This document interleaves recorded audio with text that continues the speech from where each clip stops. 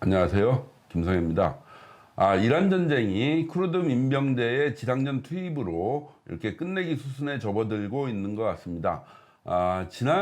어저께까지만 하더라도 이란의 하메이니 후계자로 하메이니 둘째 아들인 무스타파 하메이니를 이란 혁명 수비대 쪽에서 밀고 있다. 그리고 그거를 전문가 회의, 종교 지도자 회의죠. 종교 지도자 회의를 통해서 후계자를 선출하면서 다시 이란 정부가 신정 국가가 재정비되면서 제대로 저항에 나서지 않을까, 이런 판단이었는데, 곧바로 그 전문가 회의가 열리는 그 건물을 이스라엘 폭격기가 폭격을 하면서 완전히 폭살을 시켜갖고, 그 전문가 회의에 모였던 사람들이 모두 폭사당했다, 몰살당했다라는 이야기가 흘러나오고 있습니다. 그렇게 되면 지난번에 하메이니와 함께 회의를 하려다가 거기서 40여 명이 폭사당했고요. 요번에 또 신정국가에 어찌 보면 주요 헌법기관이죠. 헌법기관에서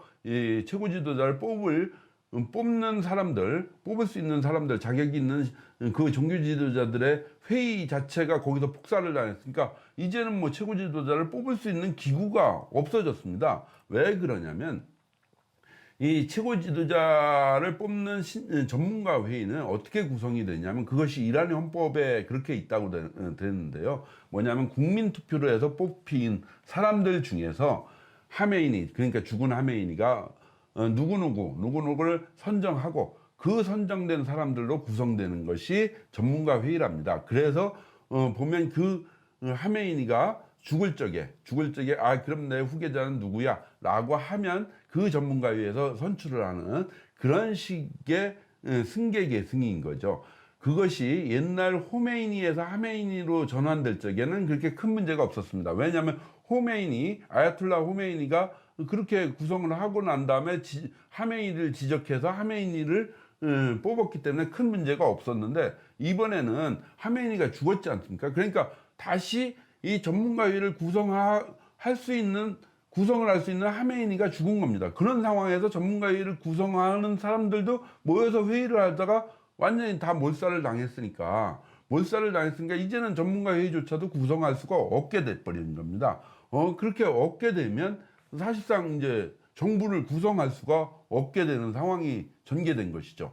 그러면서 사실상 수뇌부가 완전히 참수되면서 이란의 정부가 공중분해가 되는 그런 상황이 전개가 되고 있는 겁니다. 그렇기 때문에 이제부터는 아마 강경파인 이란 혁명 수비대 중심으로 결사항전을 하겠다라는 집단이 형성이 될 것 같습니다. 그 이란 혁명 수비대가 중심이 돼서 결사항전을 하고 지상전을 벌이겠다라고, 게릴라전을 벌이겠다, 이런 상황으로 가고 있기 때문에, 그럼 게릴라전을 벌이는데 폭격으로는 한계가 있지 않습니까? 그래서 결국 쿠르드 민병대에게 무기를 지원해 갖고 이들을 제압해 나가는 그런 수순을 밟고 있는 것 같습니다. 여기에 쿠르드 민병대가 이란 혁명 수비대를 제압해 나가면 거기에 이제 이란의 자유 시민들이 봉기를 하고, 그러면서 또 미국의 망명가 있는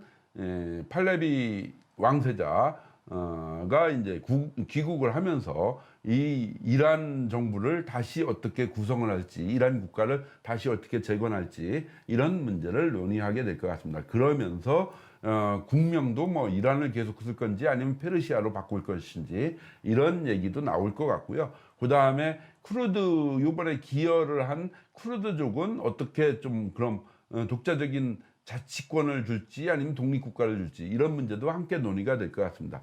사실 지금 뭐 신정국가인 하메이니 정권과 수니파인 쿠르드족 사이에는 상당히 긴장 관계나 반군 저항이 형성이 됐습니다. 이게 뭐 긴장 관계라기보다는 완전 적대적인 관계가. 왜 그러냐면 이란의 신정국가는 시아파 꼴통들이지 않습니까? 시아파 꼴통들이 신정국가를 형성하다 보니까 이 쿠르드 쪽들은 대체로 수니파입니다. 수니파였기 때문에 이 수니파를 대대적으로 탄압을 했죠. 그런데 그러면서 이란 쪽에 있는 쿠르드족 수니파들은 시아파로 많은 사람들이 개종을 했다고 하고요. 그리고 이라크나 아니면 시리아, 튀르키예 이쪽에 있는 쿠르드족들은 여전히 이 순위파를 구성하고 있다고 합니다. 그런데 뭐 그들도 정체성이 뚜렷하지는 않습니다. 왜 그러냐면 쿠르드족의 원래 원시 종교, 자기들의 종교는 바로 조로아스터교입니다. 조로아스터교인데 조로아스터교가 이제 후세로 내려오면서 이것이 막 섞이면서 기독교 저기가 막 산악지대니까 정보가 없기 때문에 섞이면서 이슬람까지 섞여갖고 야지지파라고 하는 이런 형태도 남아있는 것 같고요. 그렇기 때문에 상당히 쿠르드족 자체가 하나의 언어를, 쿠르드어를 쓰고 문화가 같다고는 하지만 각 국에 퍼져 있는 산악지대다 보니까 퍼져 있는 사람들이 정체성이 상당히 혼란돼 있습니다. 각기 다른 형태를 띠고 있습니다. 그리고 또한 이 5개 정도의 이 무장 또는 정당들이 난립돼 있습니다. 뭐 쿠르드 민주당이라든지 쿠르드 자유당이라든지 그다음에 쿠르드 자유생명당, 주로 이란 쪽에 있는 데는 쿠르드 자유생명당인데 좌파 성향입니다. 그러고 그 외에도 뭐 몇 개가 더 있는 그런 5개 정도의 쿠르드 연합체가 있는 것 같습니다. 그런데 지금은 어느 정도는 소통하면서 연합을 하고 있는 것 같고요. 그런 상황입니다. 그런데 사실 쿠르드족과 이 페르시아 민족, 그러니까 이란 종족하고는 그렇게 적대적인 관계는 아니었습니다. 전통적으로 팔레비 왕조 때는 되게 협력적이고 형제적인 관계였고요. 실제로 북동부 산악지대의 국방을 경계할 적에 쿠르드 민족을 이주시켜서 이렇게 경계에 서게도 했습니다. 그럴 정도로 뭐 서로 형제 관계고 역사적으로 봐도 그렇습니다. 왜 그러냐면 페르시아인 이란은 이란의 시조는 단군과 같은 시조는 키루스 2세인데요. 키루스 2세는 이 페르시아의 아케메네스 왕조에서 태어난 사람입니다. 한마디로 메디아 왕국이라고 있었는데요. 메디아 왕국의 변방 국가인 아케메네스 왕조에서 태어났죠. 그리고 거기서 일어나서 메디아 왕국도 점령하고 그 옆에 있는 리디아 왕국도 점령하고 그 다음에 이라크 쪽에 있는 신바빌로니아 왕국도 점령해서 세계 최초의 대제국을 형성한 사람이 키루스 2세입니다. 근데 키루스 2세의 외할아버지가 엄마의 아버지죠. 외할아버지가 바로 메디아 왕국의 아스티아게스 국왕입니다. 아스티아게스 국왕의 딸이 키루스 2세의 어머니인 거죠. 그런데 그 메디아 왕국이 그러니까 어찌 보면 외할아버지 왕국인데 그 메디아 왕국의 후손들이 바로 지금의 쿠르드족입니다. 그렇기 때문에 그들은 어느 정도는 서로 잘 인정해 왔었던 그런 관계였는데 신정국가가 되면서 아주 시아파 꼴통들이 등장하면서 이게 관계가 악화된 상황인 것이죠. 이렇게 보면 되고요. 그리고 그래서 이제 그 쿠르드 민병대들이 이렇게 진격을 하고 테헤란 쪽으로 진격을 해서 이란 혁명 수비대를 제압해 나가고 그리고 이란의 자유 시민들이 봉기를 해서 이란 문제를 정부를 구성하고 여기에 이제 팔레비 왕세자가 귀국을 하면서 정리에 들어가는 새로운 이란을 만들어가는 그런 과정이